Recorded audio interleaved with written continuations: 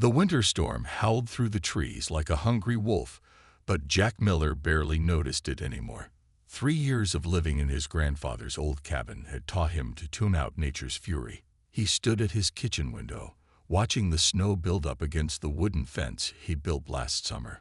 A cup of coffee warmed his hands, its steam fogging up the cold glass. The peaceful moment shattered when a flash of blue light lit up the forest beyond his property. Jack's military instincts kicked in immediately. He set down his cup and grabbed his medical bag, an old habit from his combat medic days that had saved more than a few hikers over the years.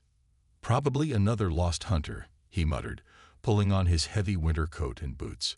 But something felt different this time. The light he'd seen wasn't like any flare he knew.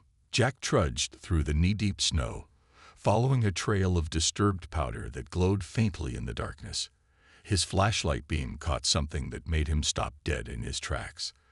The snow around a fallen tree had melted in a perfect circle, and in the center lay a figure that couldn't possibly be human. The being was clearly female in form, but her skin seemed to shift colors like oil on water. Where there should have been hair, there were delicate tendrils that moved slowly, as if floating in water. She wore what looked like armor, but it seemed to be made of living metal that pulsed with dim light. As Jack approached cautiously, he saw the wounds. Dark fluid seeped from 3 precise holes in the armor. Injuries that reminded him of plasma cuts he'd seen in science fiction movies. The alien woman's eyes snapped open, revealing pupils that glowed like dying stars. She tried to move but couldn't. A small device near her throat crackled to life, and a mechanical voice spoke in broken English. "Please, help. Hunters. Coming." Jack's training took over. He treated wounded soldiers under heavy fire. This was just another patient who needed help.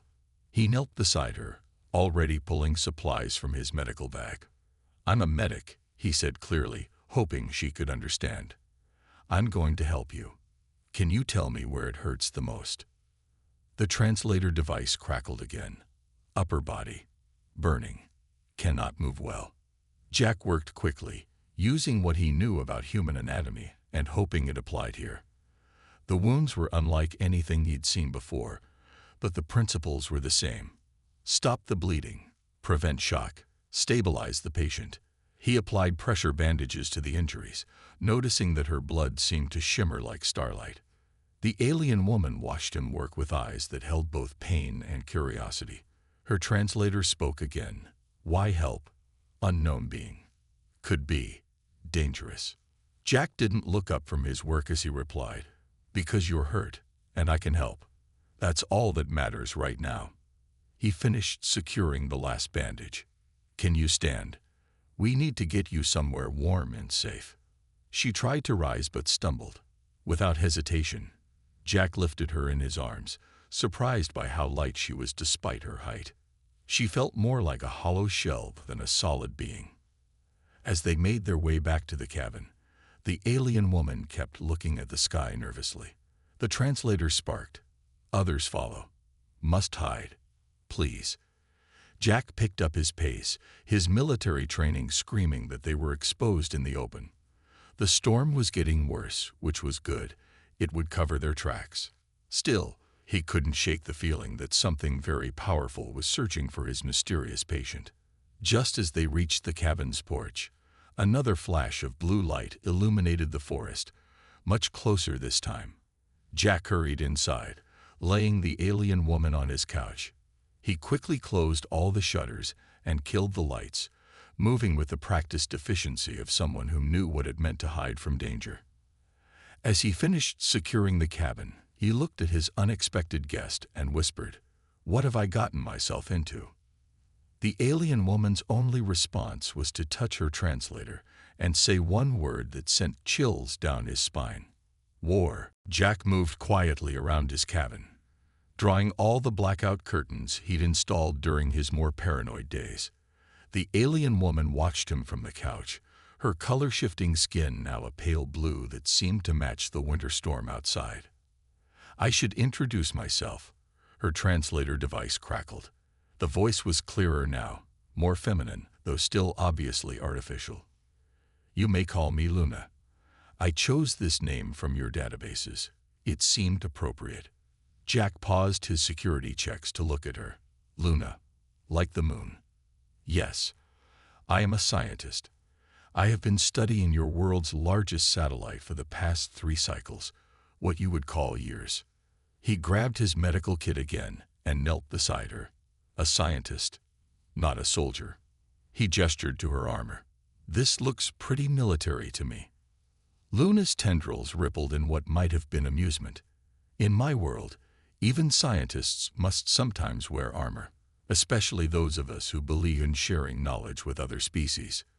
As Jack checked her bandages, she explained more. The wounds were already starting to heal, her biology clearly more advanced than human medicine had predicted. My people have watched Earth for centuries. Most think you are too primitive to contact, too violent, too unpredictable. But you think differently, Jack asked, noticing how the strange metal of her armor seemed to be repairing itself around the edges of his bandages. I believe isolation creates ignorance, Luna said. Her star-like eyes focused on the medical supplies in his hands. Your people have achieved much with very little. You heal without molecular reconstructors.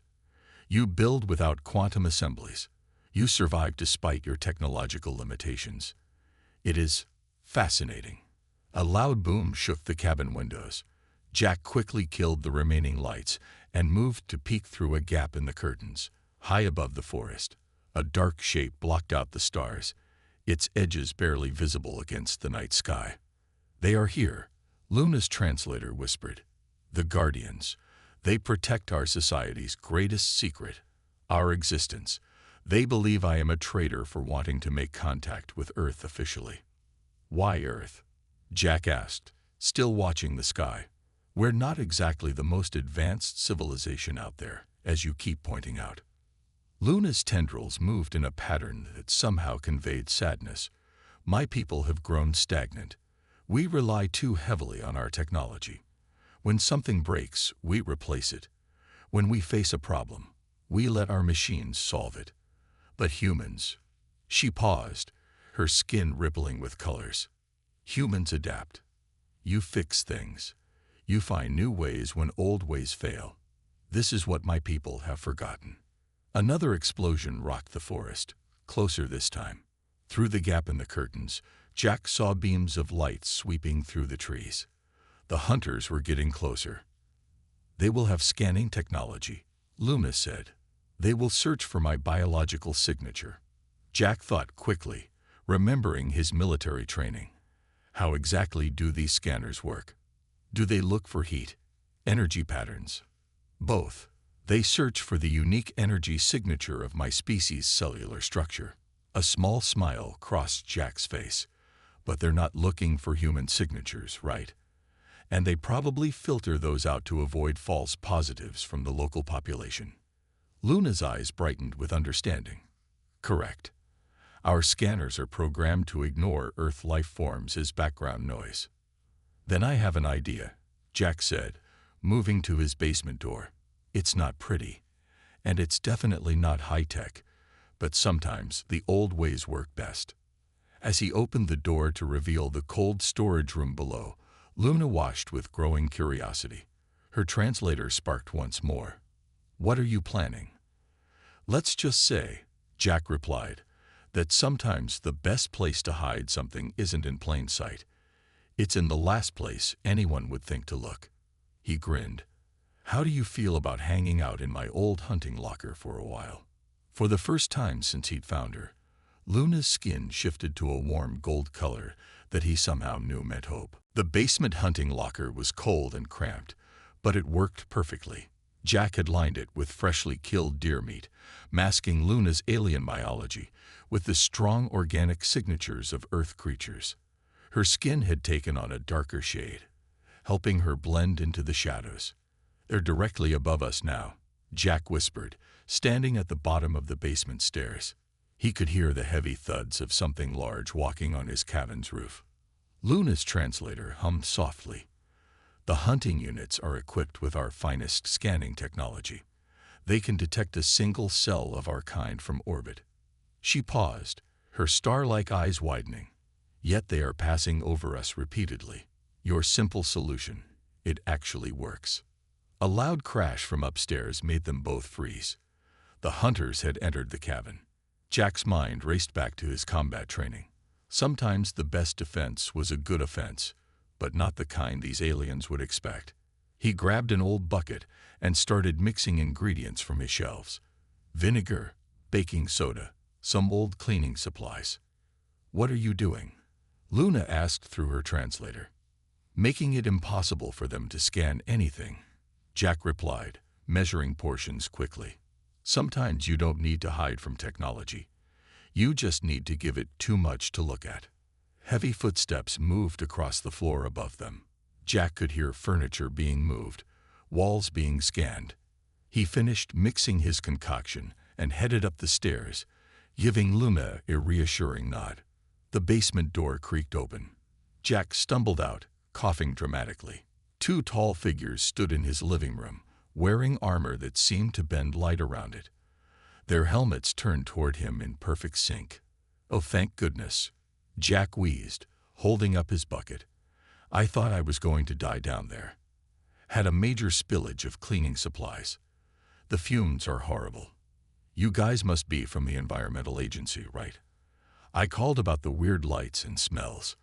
The aliens looked at each other. Their own translators spoke in flat tones. "This human residence shows signs of contamination. Scanning is compromised by chemical interference." Jack waved the bucket around, releasing more fumes. "Yeah, it's bad. I mixed some stuff I probably shouldn't have. Everything's reading weird on my phone too. Can't even get a GPS signal. You might want to step back. This stuff can stain your clothes something awful." The hunter's armor began to display error messages, their scanning equipment overwhelmed by the chaos of mixed chemicals and organic matter. One spoke to the other in their own language, then switched back to the translator. "This area is too contaminated for accurate readings. The target cannot hide here. The chemical interference would be fatal to our kind." Jack stumbled forward, as if dizzy from the fumes, forcing the hunters to step back. "Hey, while you're here, could you check the roof? There's this weird humming sound up there, and my satellite TV's been acting up." The aliens retreated quickly, their advanced sensors completely confused by the cocktail of ordinary chemicals filling the air. Through the window, Jack watched their ship disappear into the storm clouds, its cloaking device making it look like a moving piece of sky. He waited 10 minutes before returning to the basement. Luna was exactly where he'd left her, her skin now showing patterns of amazement. "You drove them away," her translator said, "with cleaning supplies." Jack grinned as he helped her out of the locker. Sometimes the best weapon against advanced technology is good old-fashioned chaos. They were looking for something specific, so I gave them everything but that. Luna's tendrils moved in what he was starting to recognize as laughter. "My people would spend years analyzing a problem like this, creating complex solutions. Yet you solved it with things found under your sink. That's the thing about humans," Jack said, starting to clear the air with a fan. "We're really good at making do with what we have." He looked at her healing wounds. "But we're not safe yet. They'll be back with better equipment. We need a more permanent solution." Luna's skin shifted to a determined purple. "I have an idea," she said, "but you will need to trust me as I have trusted you." The storm had calmed outside, leaving behind a world covered in pristine white snow. Jack sat across from Luna at his kitchen table, watching as she used her translator to show him holographic images of her world. "My people weren't always like this," she explained, as floating images showed crystal cities that stretched into the clouds. "We once valued creativity, exploration, discovery. But with each technological advancement, we lost something precious, our ability to adapt." Jack poured himself another cup of coffee, offering one to Luna.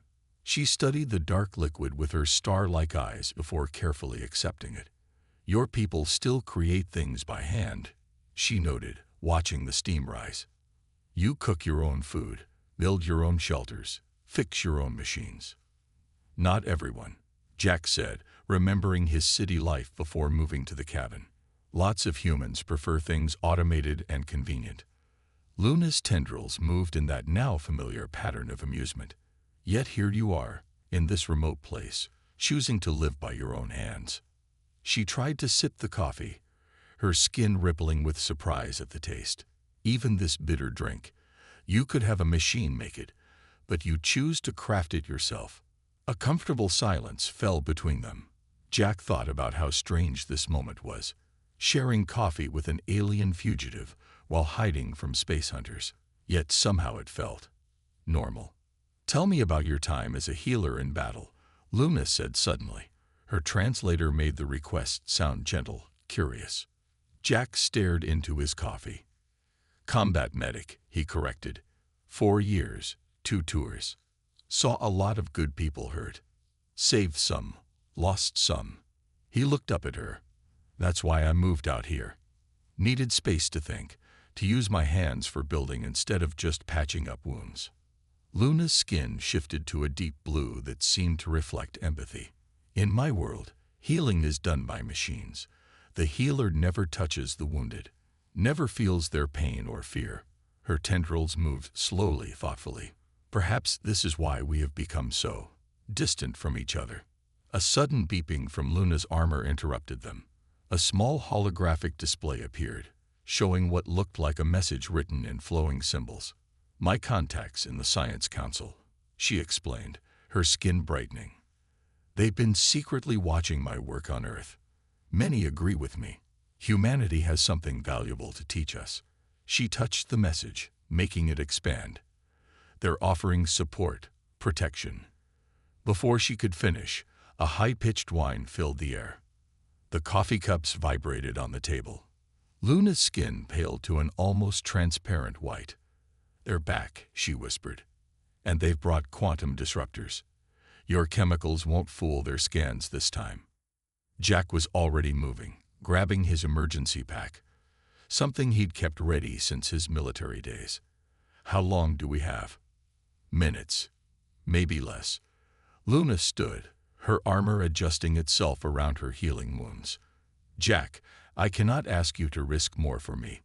These hunters, they will not show mercy, even to a human."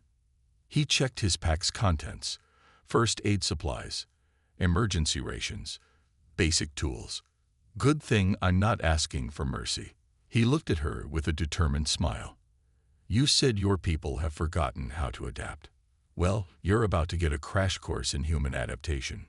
Luna's skin rippled with multiple colors, showing emotions Jack couldn't quite read. "What do you propose? You've been studying our moon, right? Know anything about caves?" He pulled out an old map from his desk drawer. "Because I know these mountains better than anyone. And sometimes the best technology in the world can't beat good old-fashioned local knowledge." Above them, the hunter's ship began to descend, its stealth field creating strange distortions in the morning light. But for the first time since she crashed, Luna's skin showed a color Jack hadn't seen before, one that seemed to glow with hope and determination. The mountain cave was cold and dark, but it provided exactly what they needed: cover from the hunter's advanced scanning technology. Jack led the way through the narrow passages, his old headlamp casting shadows on the limestone walls. Behind him, Luna's skin provided a faint, shifting glow. "The iron deposits in these rocks interfere with their scans," Luna explained through her translator. "Simple, yet effective. Like many of your solutions." A deep rumble echoed through the cave system. The hunters were using sonic mapping to search for them. Jack smiled. He'd been counting on this. "They're making a mistake," he whispered. "These caves are full of false passages and underground streams. The more sound they pump in, the more confused their readings will get." Luna's translator crackled. "You knew this would happen. Spent 3 years mapping these caves. The local rescue team uses my maps when hikers get lost." He pointed to a narrow passage ahead. "That tunnel there. It has 7 different branches, and all but one lead to dead ends. The sound will bounce around so much their computers won't know what to make of it." They pressed on, moving deeper into the mountain. The hunter's sonic pulses grew stronger, making small rocks fall from the ceiling. Jack led them through a series of tight turns, each one carefully chosen to throw off their pursuers. Suddenly, Luma stopped. "They've switched to thermal tracking," she said, her skin pulsing with worried colors. "The cave walls won't hide our heat signatures." Jack's grin widened. "No, but this will." He pointed to a shallow pool of water ahead. "Underground spring. Stays at exactly 43 degrees Fahrenheit year-round. We wade through that, and their thermal sensors won't know what to make of us." Luna's tendrils moved in amazement. "You are using the environment itself as a weapon against their technology." "Not a weapon," Jack corrected as he helped her into the cold water. "Just working with what nature gives us. Sometimes the simplest answers are the best ones." They waded through the spring, their heat signatures masked by the constant temperature of the water. Above them, they could hear the hunters' frustrated communications echoing through the cave system. As they emerged from the water, Jack led them to a small chamber he'd discovered years ago. "Best part about this spot, it's a natural amplifier. Any sound in here gets broadcast through half the cave system." Luna's translator hummed with interest, a way to mislead them further. "Exactly." Jack pulled out his phone, grateful for its waterproof case. He scrolled through his audio files and found what he was looking for, a recording of a cave tour he'd guided last summer. He pressed play, and the sounds of human voices and footsteps echoed through the caves, bouncing off walls and splitting into multiple directions. The hunter's scanning equipment, designed to find specific signatures and patterns, was now being overwhelmed by chaotic human noise coming from every direction. "Their systems are calibrated for precision," Luna said, her skin showing patterns of realization. "They cannot handle this much random input. It's beautiful in its simplicity." A frustrated roar echoed from above. The hunters had figured out they were being tricked, but couldn't do anything about it. Their advanced technology, designed to filter out Earth's natural background noise, was now working against them. Jack checked his map one last time. "There's an exit about half a mile ahead. Leads to an old mining tunnel. From there, we can reach my friend's ranger station. But first," he pulled something from his pack. "What is that?" Luna asked. "Just an old tap I installed on the underground spring." He turned a valve, and somewhere in the distance, water began rushing through the cave systems. "Let's give them some more natural interference to deal with." Luna's skin rippled with what Jack now recognized as laughter. "You truly are full of surprises, Jack Miller." Above them, the sound of the hunter's frustration was drowned out by the rush of ancient mountain waters, proving once again that sometimes the best technology is no technology at all. The old mining tunnel opened onto a snow-covered slope, giving Jack and Luna their first glimpse of daylight in hours. In the valley below, a small ranger station sat surrounded by pine trees. But something was wrong. The station's lights were out, and two sleek shapes that definitely weren't cars were parked nearby. "They predicted our route," Luna's translator whispered. Her skin had taken on a dark, worried tone. "The hunters have your friend's station surrounded." Jack pulled them back into the tunnel entrance. "Tom, my ranger friend, was supposed to help us contact your Science Council supporters." He checked his phone. No signal, as expected. The hunters were probably blocking communications. Luna's armor suddenly lit up with urgent messages. "The Science Council. They're being arrested. The hunters are calling us terrorists, claiming we're planning to expose our existence to Earth in a dangerous way." Her star-like eyes dimmed. "They're going to use this to justify full military intervention." "What does that mean?" Jack asked, though he had a feeling he knew. "They will sterilize the area. Everyone who might have seen anything. Your friend. The nearby towns." She couldn't finish the sentence. Jack's jaw tightened. He'd seen enough war to know what sterilize meant. "How long?" "Their main fleet arrives in 1 hour. These hunters are just the advance team." Jack looked at the ranger station again, thinking hard. "Your people, they follow strict protocols, right?" Everything has to be done according to proper procedure. Luna's tendrils moved in confirmation. Yes, it is both our strength and our weakness. Why? A plan was forming in Jack's mind. It was crazy, but sometimes crazy was all you had. Your translator, can it broadcast on their frequencies? Yes, but they would track it instantly. Good. That's exactly what we want. Jack pulled out his map again. Your Science Council friends, they were going to help you because they believe Earth deserves a chance. Right. Luna's skin shifted to a curious blue. They believe humanity's potential outweighs the risk of contact. Then let's give them proof. Jack pointed to various spots on the map. There are 5 other ranger stations in these mountains, all connected by radio. Tom and I set up an old emergency broadcast system years ago, completely analog, running on different frequencies than normal channels. Understanding began to show in Luna's colors. The hunters won't be monitoring such primitive technology. Exactly. While we make a very obvious attempt to reach your council, drawing the hunters' attention, the real message goes out on ham radio to every station in the mountains. But what message? Luna asked. We can't reveal everything. It would cause panic. Jack smiled. We don't need to. We just need to get enough people looking up at the right moment. Your council wants proof that humans can handle the truth. Let's show them how we handle an emergency. He laid out his plan quickly. It was simple, maybe even crude by Luna's standards, but that was the point. The hunters would be expecting complex technology, encrypted messages, attempts at stealth.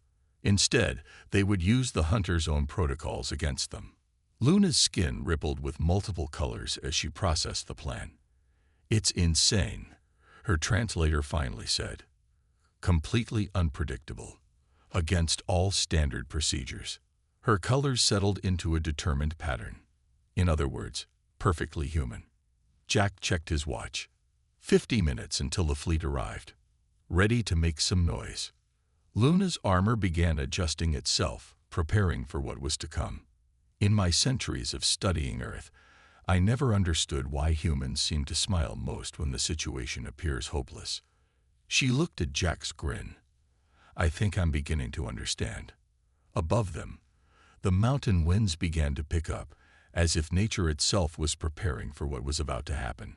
Sometimes, the best way to win wasn't to overpower or outsmart your opponent. It was to change the rules of the game entirely. Jack's plan worked better than anyone expected. While Luna used her translator to broadcast a desperate plea for help on the hunter's frequencies, Jack's old ham radio crackled to life. His message, simple and clear, spread from station to station across the mountains. Look up at 6:00 p.m. Bring cameras. The truth is in the sky. The hunters fell for it completely. Their ships converged on Luna's transmission, leaving the ranger stations unguarded. Within minutes, every hiking club, astronomy group, and weekend camper in 5 counties had gotten the message through the ranger network. Your people's fleet will arrive in 10 minutes, Luna said, her skin glowing with nervous energy. They stood on the highest ridge, exposed but exactly where they needed to be. They will follow protocol. First a display of force, then communication demands. Then, she didn't need to finish. Jack checked his watch. In about 2 minutes, about 1,000 people are going to be pointing cameras at the sky. Your council wanted to know if humans could handle the truth. Well, they're about to find out. The air crackled with energy as the massive alien fleet dropped out of stealth above the mountains. Their ships formed perfect geometric patterns, a display of power meant to inspire awe and fear. Right on schedule. Luna's translator picked up the fleet's announcement, broadcasting in all Earth languages. This area has been compromised. For your own safety, remain calm and await further instructions. That's when Jack's real plan kicked in. All across the mountains, regular people did something completely unexpected. They started waving and cheering. Hundreds of phones lifted to the sky, not in fear, but in excitement. The ham radio channels filled with enthusiastic chatter. Look at those ships. This is amazing. "Hello up there. We come in peace." The alien fleet faltered. This wasn't the protocol for first contact scenarios. There should have been panic, confusion, maybe even hostility. Instead, they faced a welcome party. Luna's skin rippled with joy as she received new transmissions. The Science Council, they're using this chaos to their advantage. They've taken control of the communication channels. They're showing the fleet all the data I've collected about Earth's potential. The hunters' ships tried to maintain their threatening formation, but it was too late. You can't intimidate people who are too busy being amazed to be afraid. Across the mountains, hikers were sharing their photos online. The story was spreading faster than any cover-up could contain it. Your people planned for every scenario except genuine human enthusiasm, Jack said, grinning as he watched the fleet's perfect formation begin to waver. Sometimes the best way to handle a scary situation is to throw a party. Luna's translator actually laughed, a sound it had never made before. The council is calling for an immediate vote. The hunters' protocols are useless now. You can't claim humans aren't ready for contact when they're already saying hello. The great ships above them began to shift position. The threatening formation dissolved, replaced by something more diplomatic. New transmissions filled the air, as the fleet commanders were forced to respond to thousands of cheerful greetings. "So," Jack said, watching the sunset paint the alien ships in brilliant colors, "what happens now?" Luna's skin shifted through a rainbow of emotions before settling on a warm, glowing gold. "Now, thanks to you, my people will have to adapt. Official first contact will happen properly, with open minds on both sides." She turned to him. "We came expecting to find primitives to study. Instead, we found teachers." Jack thought about all that had happened: the chase, the cave, the simple solutions that had overcome advanced technology. Maybe that's the real lesson here. Sometimes the best way forward isn't about how advanced you are, but how willing you are to learn new things. Above them, the fleet began a new formation, not one of intimidation, but of greeting. As the mountain air filled with cheers and camera flashes, Luna's translator spoke one last time. "I believe this is what my people call a successful experiment, though not quite in the way we expected." Jack laughed. "Welcome to Earth. We specialize in unexpected results."